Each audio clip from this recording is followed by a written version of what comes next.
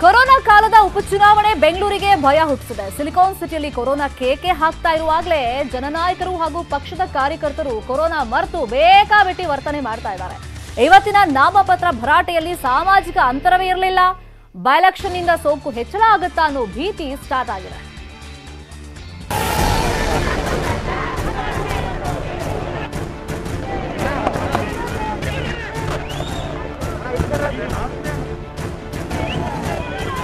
Corona ಕಾಲದಲ್ಲಿ 100ಕ್ಕಿಂತ ಅಧಿಕ ಜನ ಸೇರುವಂತಿಲ್ಲ. ಆದ್ರೆ ಇಲ್ಲಿ ಒಂದೇ ಕಡೆ ಸೇರಿರೋದು ಬರೋಬ್ಬರಿ 10,000 ಜನ. ಒಂದಷ್ಟು ಜನ ಮಾಸ್ಕ್ ಹಾಕಿರ್ಲಿಲ್ಲ. ಸಾಮಾಜಿಕ ಅಂತರ ಅನ್ನೋದು ಇರಲೇ ಇಲ್ಲ. ಸ್ಯಾನಿಟೈಸ್ ಕೂಡ ಬಳಸಿಲ್ಲ. ಒಬ್ಬರಿಗೂ ಕೊರೋನಾ ನಿಯಮಗಳು ನೆನಪಿಗೆ ಬರಲಿಲ್ಲ. ಎಲ್ಲರೂ ರಾಜಕೀಯ ಮೇಲಾಟದಲ್ಲಿ ಮೈಮರೆತಿದ್ರು.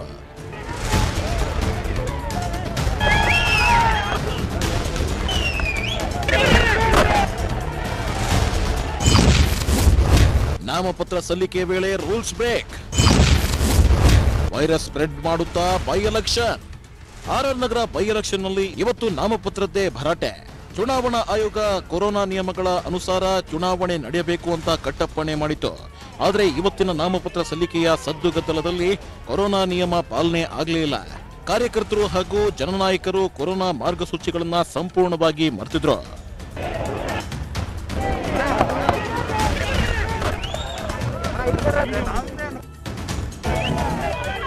ಈ ಎಲ್ಲಾ ದೃಶ್ಯಗಳಿಗೆ ಸಾಕ್ಷಿಯಾಗಿದ್ದು ಆರ್ಆರ್ ನಗರದ ಬಿಬಿಎಂಪಿ ಕಚೇರಿ. ಇವತ್ತು 3 ಪಕ್ಷಗಳ ಅಭ್ಯರ್ಥಿಗಳು ಇಲ್ಲಿಗೆ ಬಂದು ನಾಮಪತ್ರ ಸಲ್ಲಿಸಿದ್ದಾರೆ. ಬಿಜೆಪಿ ಅಭ್ಯರ್ಥಿ ಮುನಿರತ್ನ, ಕಾಂಗ್ರೆಸ್ ಅಭ್ಯರ್ಥಿ ಕುಸುಮ ಹಾಗೂ ಜೆಡಿಎಸ್ ಅಭ್ಯರ್ಥಿ ಕೃಷ್ಣಮೂರ್ತಿ ಇವತ್ತು ಉಮೇದುವಾರಿಕೆ ಸಲ್ಲಿಸಿದ್ರು.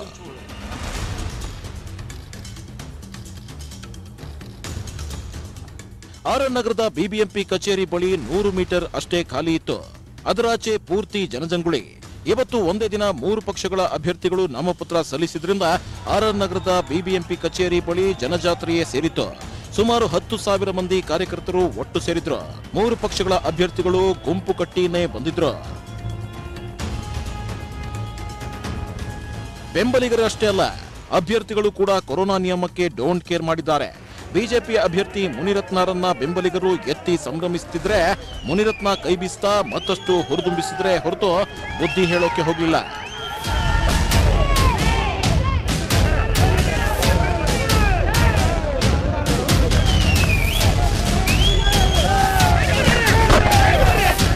ನಾಮಪತ್ರ ಸಲ್ಲಿಕೆಗೂ ಮುನ್ನ ಮುನಿರತ್ನ ಟೆಂಪಲ್ ರನ್ ಮಾಡಿದ್ರು. ಅಲ್ಲೂ ಕೂಡ ಸಾಮಾಜಿಕ ಅಂತರವೇ ಇರಲಿಲ್ಲ. ಹೆಂಗಳೆಯರು ಗುಂಪುಗೂಡಿ ಆರತಿ ಎತ್ತಿದ್ರು. ಕಾರ್ಯಕರ್ತರು ಸಾಮಾಜಿಕ ಅಂತರ ಮರೆತು ಸೇರಿದ್ರು.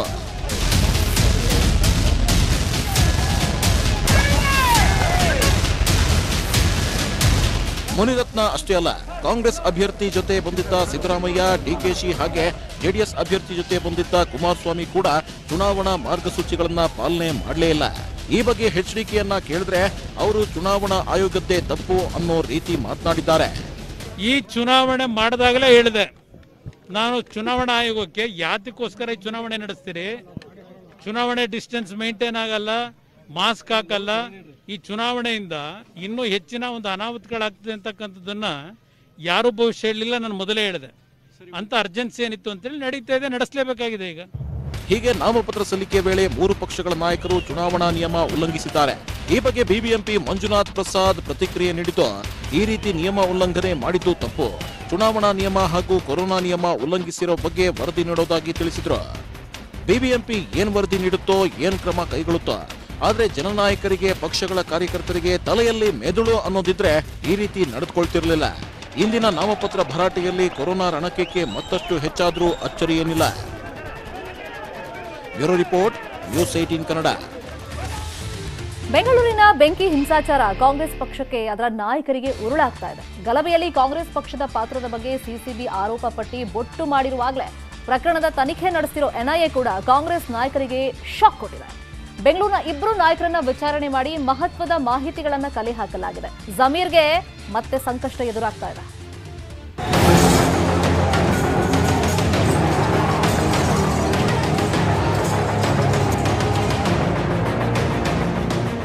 ಮಾಜಿ ಮಂತ್ರಿ ಕಾಂಗ್ರೆಸ್ ಲೀಡರ್ ಜಮೀರ್ ಅಹಮದ್ಗೆ ಇದು ಕಡು ಕೇಡುಗಾಲ ಅಂದ್ರೆ ತಪ್ಪಾಗಲ್ಲ. ಪಾದರಾಯನಪುರ ಗಲಾಟೆ ಮಾಡಿದವರ ಪರ ನಿಂತು ಉಗಿಸಿಕೊಂಡ್ರು. ಡಿಜೆ ಹಳ್ಳಿ, ಕೆಜಿ ಹಳ್ಳಿ ಹಿಂಸಾಚಾರದಲ್ಲೂ ಆರೋಪ ಎದುರಿಸಿದ್ರು. ಬಳಿಕ ಡ್ರಗ್ಸ್ ಕೇಸ್ನಲ್ಲೂ ಹೆಸರು ಕೆಡಿಸಿಕೊಂಡ್ರು. ಇದೀಗ ಬೆಂಗಳೂರಿನ ಬೆಂಕಿ ಹಿಂಸಾಚಾರದಲ್ಲಿ ಜಮೀರ್ ಅಹಮದ್ ಖಾನ್ಗೆ ಎನ್ಐಎ ಭೀತಿ ಶುರುವಾಗಿದೆ.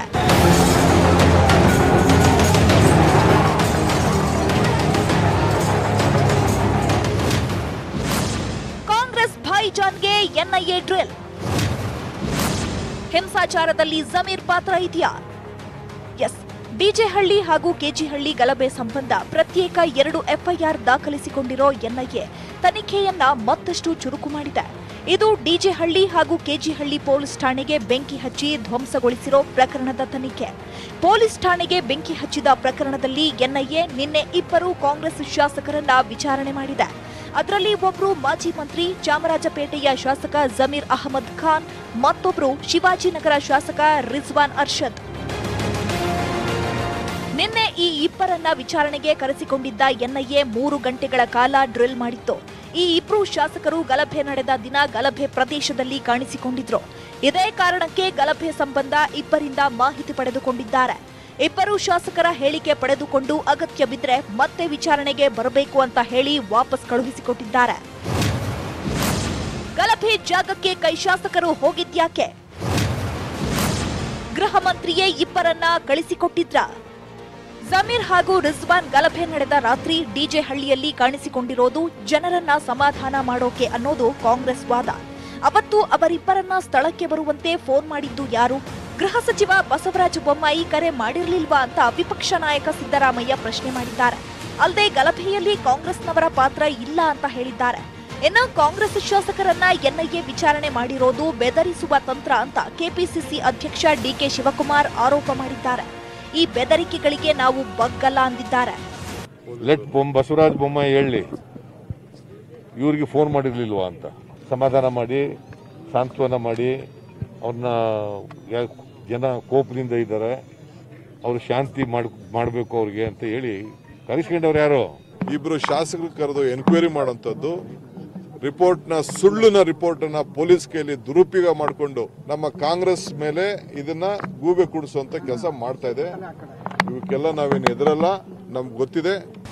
ಗೃಹ ಸಚಿವರು ಕರೆ ಮಾಡಿದ್ದಕ್ಕೆ ಕಾಂಗ್ರೆಸ್ ಶಾಸಕರು ಗಲಭೆ ನಡೀತಿದ್ದ ಸ್ಥಳಕ್ಕೆ ಹೋದ್ರ? ಇಬ್ಬರು ಶಾಸಕರಿಗೆ ಗೃಹ ಸಚಿವರು ಕಾಲ್ ಮಾಡಿದ್ದಾರಾ ಇಲ್ವಾ ಅನ್ನೋದಕ್ಕೆ ಗೃಹ ಸಚಿವ ಬಸವರಾಜ ಬೊಮ್ಮಾಯಿ ಅವರೇ ಸ್ಪಷ್ಟನೆ ನೀಡಬೇಕಿದೆ. ಒಟ್ನಲ್ಲಿ ಬೆಂಗಳೂರು ಬೆಂಕಿ ಹಿಂಸಾಚಾರ ಕಾಂಗ್ರೆಸ್ ಪಕ್ಷ ಹಾಗೂ ಅದರ ನಾಯಕರನ್ನ ಬೇತಾಳನಂತೆ ಕಾಡ್ತಿರೋದಂತೂ ಸುಳ್ಳಲ್ಲ. Crime bureau, news 18 Kannada, Bengaluru. Bengaluru ಅಂದ್ರೆ ಎಲ್ಲ ಅಕ್ರಮಗಳ ಅಡ್ಡೇನಾ? ಇಲ್ಲಿ ಕೋಟಿ ಕೋಟಿಯ ಡ್ರಗ್ಸ್, ಲಕ್ಷ ಲಕ್ಷ ರೂಪಾಯಿ ಗಾಂಜಾ ಸಿಗ್ತಾನೆ ಇವೆ.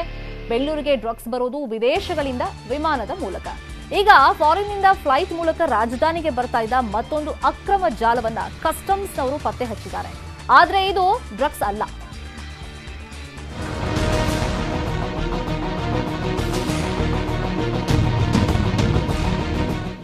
ಎಂಟು ಬೃಹತ್ ಬಾಕ್ಸ್, ಅದರೊಳಗಿತ್ತು ಲಕ್ಷ ಲಕ್ಷ ಮೌಲ್ಯದ ಮಾಲ್. ಹೊರಗಿನಿಂದ ನೋಡೋಕೆ ಇದು ಎಕ್ಸ್ರೇ ಯಂತ್ರಗಳ ಬಾಕ್ಸ್, ಆದ್ರೆ ಬಾಕ್ಸ್ ಒಳಗೆ ಇದ್ದಿದ್ದು ಅಕ್ರಮ ಸಿಗರೇಟ್ಗಳು.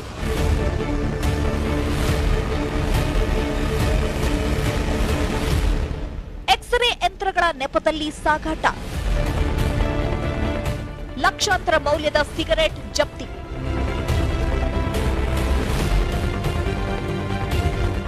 ಈ ಸಿಗರೇಟ್ ವಿದೇಶಗಳಿಂದ ಅಕ್ರಮವಾಗಿ ಬರ್ತಿತ್ತು. ಕೆಂಪೇಗೌಡ ಇಂಟರ್ನ್ಯಾಷನಲ್ ಏರ್ಪೋರ್ಟ್ಗೆ ಬಂದಿದ್ದ ಎಕ್ಸ್ರೇ ಯಂತ್ರಗಳ ಬಾಕ್ಸ್ ಅನ್ನ ಕಸ್ಟಮ್ಸ್ ಅಧಿಕಾರಿಗಳು ತಪಾಸಣೆ ಮಾಡಿದಾಗ ಅದರೊಳಗೆ ಇದ್ದಿದ್ದು ವಿದೇಶಿ ಸಿಗರೇಟ್ಗಳು. ಈ 8 ಬೃಹತ್ ಬಾಕ್ಸ್ಗಳು ಯುಎಇ ದೇಶದ ಶಾರ್ಜಾದಿಂದ ಬಂದಿರೋ ವಿಮಾನದಲ್ಲಿ ಬೆಂಗಳೂರು ತಲುಪಿದೆ.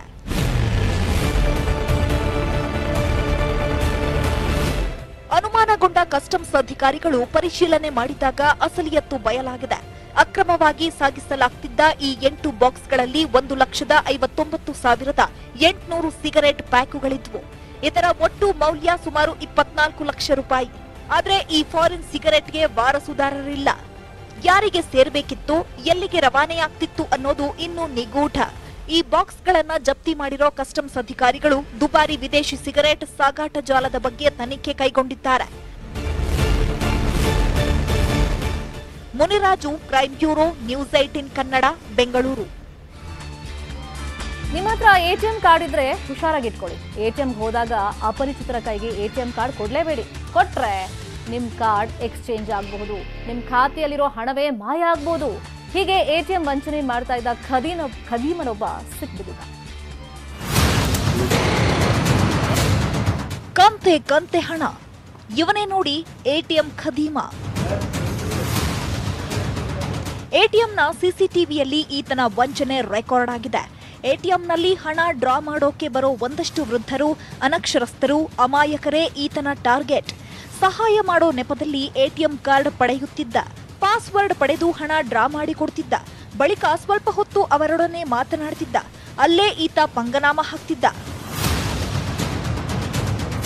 ಒಂದಷ್ಟು ಹೊತ್ತು ಮಾತನಾಡಿದ ಬಳಿಕ ಈತ ಎಟಿಎಂ ಕಾರ್ಡ್ ಕೊಟ್ಟವರಿಗೆ ಅವರ ಕಾರ್ಡ್ ಕೊಡೋ ಬದಲು ತನ್ನಲ್ಲಿರೋ ನಕಲಿ ಕಾರ್ಡ್ಗಳನ್ನ ಕೊಟ್ಟು ಎಸ್ಕೇಪ್ ಆಗ್ತಿದ್ದ. ಹೀಗೆ ಅಸಲಿ ಕಾರ್ಡ್ ಎತ್ಕೊಂಡು ಈತ ಲಕ್ಷಾಂತರ ರೂಪಾಯಿ ಲಪಟಾಯಿಸಿದ್ದಾನೆ. ಈ ಖದೀಮನ ಹೆಸರು ಆನಂದ್, ಹಾಸನ ಜಿಲ್ಲೆಯ ಅರಸೀಕೆರೆಯ ನಿವಾಸಿ. ಎಟಿಎಂನಲ್ಲಿ ಹಣ ತೆಗೆಯಲು ಬಾರದವರಿಗೆ ಸಹಾಯ ಮಾಡೋ ನೆಪದಲ್ಲಿ ಈತ ದೋಚಿದ್ದು ಲಕ್ಷ ರೂಪಾಯಿ. ಕೊನೆಗೂ ಖತರ್ನಾಕ್ ಖದೀಮ ಹಾಸನದ ಸೈಬರ್ ಪೊಲೀಸರ ಬಲೆಗೆ ಬಿದ್ದಿದ್ದಾನೆ. ಫಸ್ಟ್ ನೋಡ್ತಾನೆ ಅವರು ತುಂಬಾ ಬಡವರಿದಾರೋ ಅಥವಾ ಅವರು ತುಂಬಾ ವಯಸ್ಸಾಗಿದ್ಯೋ, ಈ ತರ ಟಾರ್ಗೆಟ್ ಫಿಕ್ಸ್ ಮಾಡ್ಕೊಂತಾರೆ. ಫಿಕ್ಸ್ ಮಾಡ್ಕೊಂಡಿದ ನಂತರದಲ್ಲಿ ಫಸ್ಟ್ ಅವರು ಒಳಗಡೆ ಹೋಗಿ ಅವರು ದುಡ್ಡು ಡ್ರಾ ಮಾಡ್ತಾರಾ ಇಲ್ವಾ ಅನ್ನೋದನ್ನು ಗಮನಿಸ್ತಾನೆ. ಅವ್ರು ಮಾಡಕ್ ಬರ್ತಿಲ್ಲ ಅನ್ನೋದು ಖಚಿತಪಡಿಸ್ಕೊಂಡ ನಂತರ ಒಳಗಡೆ ಹೋಗ್ತಾನೆ ಅವನು ಹಣ ಡ್ರಾ ಮಾಡೋ ರೀತಿಯಲ್ಲಿ.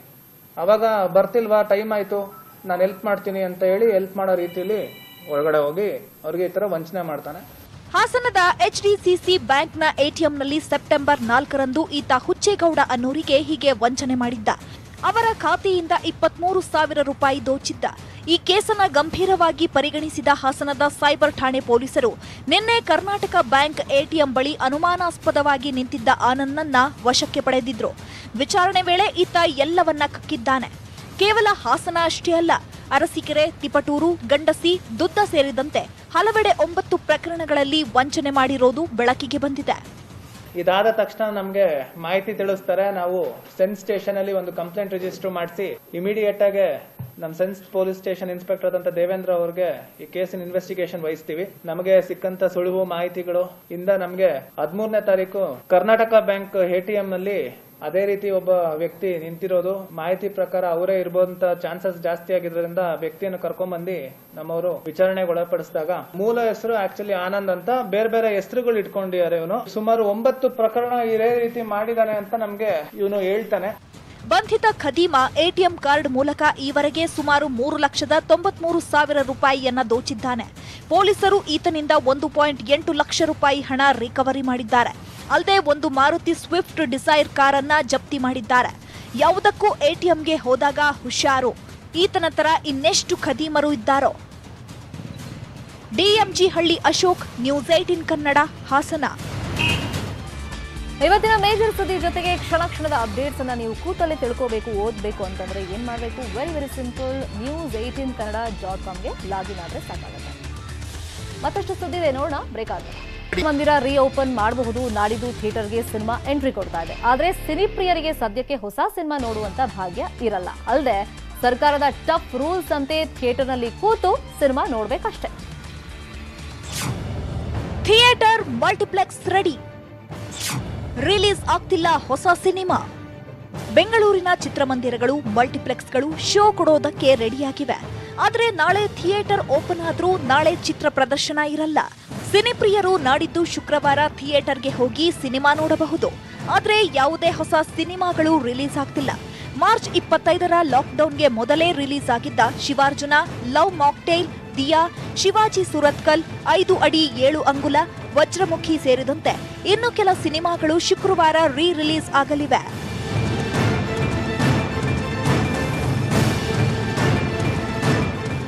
ಹೊಸ ಸಿನಿಮಾ ರಿಲೀಸ್ ಆಗದೆ ಇರೋದಕ್ಕೆ ಕಾರಣ ಹಲವು. ಬಿಗ್ ಬಜೆಟ್ ಹಾಗೂ ಬಿಗ್ ಸ್ಟಾರ್ಗಳ ಸಿನಿಮಾಗಳು ಕೊರೋನಾ ಭಯದಲ್ಲಿದೆ. ಥಿಯೇಟರ್ಗೆ ಜನ ಬರದೇ ಇದ್ರೆ ಏನು ಅನ್ನೋ ಆತಂಕ ನಿರ್ಮಾಪಕರಲ್ಲಿದೆ. ಅಲ್ಲದೆ ನಿರ್ಮಾಪಕರು, ಪ್ರದರ್ಶಕರು ಹಾಗೂ ಡಿಜಿಟಲ್ ಪ್ರೊವೈಡರ್ಗಳ ನಡುವಿನ ಜಟಾಪಟಿ ಇನ್ನೂ ಮುಗಿದಿಲ್ಲ. ಹೀಗಾಗಿ ಈ ತಿಂಗಳ ಅಂತ್ಯದವರೆಗೆ ಹೊಸ ಸಿನಿಮಾಗಳು ರಿಲೀಸ್ ಆಗೋದು ಡೌಟ್ ಎನ್ನಲಾಗಿದೆ. ಸಿನಿಮಾ ಪ್ರದರ್ಶನಕ್ಕೆ ಮಾರ್ಗಸೂಚಿ, ಅರ್ಧ ಖಾಲಿ ಬೀಳಲಿದೆ ಥಿಯೇಟರ್. ನಾಳೆ ಸಿನಿಮಾ ಮಂದಿರಗಳು ರೀಓಪನ್ ಆಗ್ತಿರೋ ಹಿನ್ನೆಲೆಯಲ್ಲಿ ರಾಜ್ಯ ಸರ್ಕಾರ ಇವತ್ತು ಚಲನಚಿತ್ರ ಪ್ರದರ್ಶನಕ್ಕೆ ಹೊಸ ಮಾರ್ಗಸೂಚಿಗಳನ್ನ ಬಿಡುಗಡೆ ಮಾಡಿದೆ. ಆ ಮಾರ್ಗಸೂಚಿ ಹೀಗಿದೆ ನೋಡಿ. ಕಂಟೈನ್ಮೆಂಟ್ ಝೋನ್ನಲ್ಲಿರೋ ಚಿತ್ರಮಂದಿರಗಳು ಓಪನ್ ಮಾಡುವಂತಿಲ್ಲ. ಕಂಟೈನ್ಮೆಂಟ್ ಝೋನ್ ಹೊರಗಿನ ಥಿಯೇಟರ್ ಅಷ್ಟೇ ಓಪನ್ ಮಾಡಬಹುದು. ಪ್ರವೇಶ ದ್ವಾರಗಳಲ್ಲಿ ಪ್ರೇಕ್ಷಕರನ್ನ ಥರ್ಮಲ್ ಸ್ಕ್ಯಾನ್ ಮಾಡಬೇಕು. ರೋಗ ಲಕ್ಷಣ ಕಂಡುಬಂದ ವ್ಯಕ್ತಿಗಳಿಗೆ ಪ್ರವೇಶ ನೀಡುವಂತಿಲ್ಲ. ಟಿಕೆಟ್ ಕೌಂಟರ್ನಲ್ಲಿ ಡಿಜಿಟಲ್ ಪೇಮೆಂಟ್ಗೆ ಆದ್ಯತೆ ನೀಡಬೇಕು. ಅಲ್ಲದೆ ಪೂರ್ತಿ ಥಿಯೇಟರ್ ತುಂಬಿಸುವಂತಿಲ್ಲ. 50% ಸೀಟ್ಗಳನ್ನ ಮಾತ್ರ ತುಂಬಿಸಬೇಕು. ಸೀಟ್ಗಳ ಅಂತರ ಕನಿಷ್ಠ 6 ಅಡಿ ಇರಬೇಕು. ಇನ್ನು ಥಿಯೇಟರ್ನಲ್ಲಿ ಮಾಸ್ಕ್ ಹಾಕೋದು ಕಡ್ಡಾಯ. ಸ್ಯಾನಿಟೈಸ್ ಕೂಡ ಕಡ್ಡಾಯ. ಇನ್ನು ಸಿನಿ ಪ್ರೇಕ್ಷಕರು ಆರೋಗ್ಯ ಸೇತು ಆಪ್ ಡೌನ್ಲೋಡ್ ಮಾಡಿಕೊಳ್ಳಬೇಕು.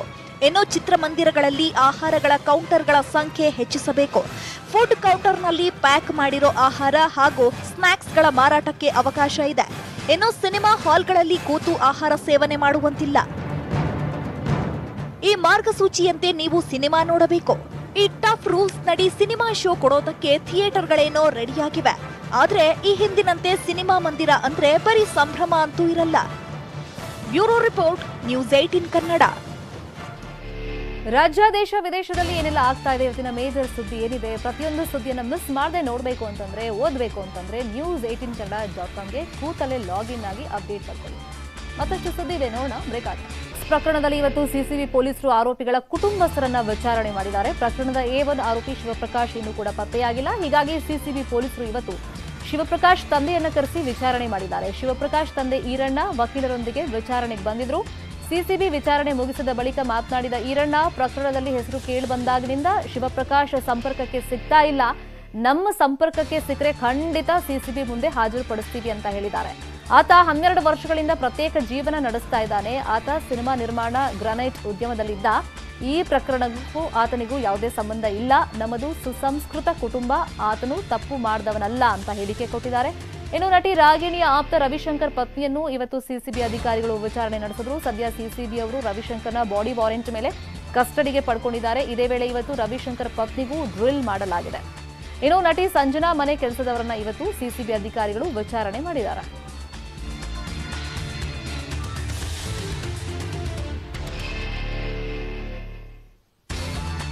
ಬಗ್ಗೆ ಇಲ್ಲಿದೆಲ್ಲ ಹಾಕಿ ಇದು ಮಾಡಿದ್ದಾರೆ. ಅವನು ಆ ರೀತಿ ಅಲ್ಲ ಹುಡುಗ, ಒಳ್ಳೆ ಹುಡುಗ. ಅವನು film producer, granite business owner. ನಾವು ಒಳ್ಳೆ ಫ್ಯಾಮಿಲಿಯಿಂದ ಬಂದಿದ್ದೀವಿ. ಒಳ್ಳೆ ಸಂಸ್ಕೃತಿ ಕಲಿಸಿದ್ವಿ ನನ್ನ ಮಗನಿಗೆ. ಯಾರೋ ಹೇಳಿದ್ರು ಅಂದ್ಬಿಟ್ಟು ಅವನು ಅಪರಾಧಿ ಸ್ಥಾನದಲ್ಲಿ ಮಾಡಿದ್ದಾರೆ. ಆ ರೀತಿ ತಪ್ಪು ಮಾಡಿಲ್ಲ, ಅವನು ಮಾಡೋದು ಇಲ್ಲ, ಮುಂದಕ್ಕೂ ಇಂದು ಮಾಡಿಲ್ಲ. ಅವನು ಅದೇನಿದೆ ನಮ್ಮ ಮುಂದಕ್ಕೆ ನಾವು ಕಾನ್ಸಿಕ್ವೆನ್ಸ್ ಫೇಸ್ ಮಾಡ್ತೀನಿ. ನಾವು ಅದ್ರ ಬಗ್ಗೆ ನಮ್ಮ ವಕೀಲರಿದ್ದಾರೆ, ಮಾತಾಡ್ತಾರೆ ಸರ್. ನಮ್ಮ ಸಂಪರ್ಕದಲ್ಲಿ ನನ್ನ ಮಗ ಇಲ್ಲ. ಇದ್ರೆ ನಾನೇ ಕರ್ಕೊಂಡು ಬಿಡ್ತಾ ಇದ್ದೇವೆ ಇಲ್ಲಿಗೆ. ಅವನು 12 ವರ್ಷದಿಂದ.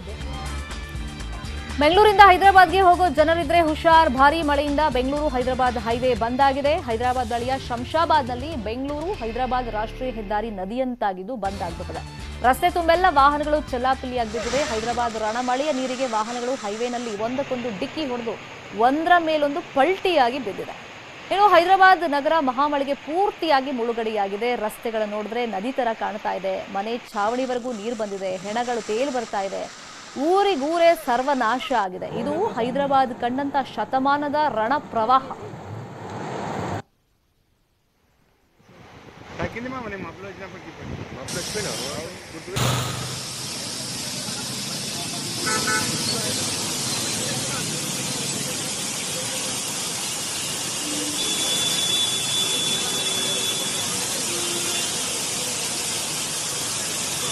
ಬೆಂಗಳೂರಿಂದ ಹೈದರಾಬಾದ್ಗೆ ಯಾರಾದರೂ ಹೊರಡಬೇಕು ಅಂತಿದ್ರೆ ಅವ್ರ ಗಮನಕ್ಕೆ ಸದ್ಯಕ್ಕಂತೂ ಹೋಗಬೇಡಿ. ಯಾಕಂದ್ರೆ ಪ್ರವಾಹದ ಭೀಕರತೆ ಆ ಥರ ಇದೆ. ಮತ್ತೆ ಸಂಪರ್ಕ ಕೂಡ ಕಟ್ ಆಗಿದೆ. ಹೈವೇ ಬಂದ್ ಆಗಿದೆ. ಹಾಗಾಗಿ ಸದ್ಯಕ್ಕೆ ನೀವು ಹೈದರಾಬಾದ್ಗೆ ಬೈ ರೋಡ್ ಹೋಗೋದಕ್ಕೆ ತುಂಬಾ ಕಷ್ಟ ಆಗುತ್ತೆ.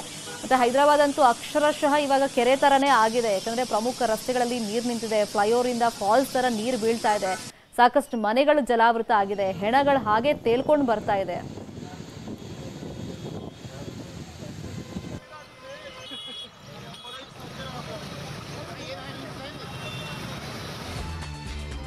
ಇದು ಇವತ್ತಿನ ನಮ್ಮ ಬೆಂಗಳೂರು. ನೋಡ್ತಾ ಇರಿ ನ್ಯೂಸ್ 18 ಕನ್ನಡ. ಜಾಲ ನಮ್ಮದು, ಬಲ ನಿಮ್ಮದು.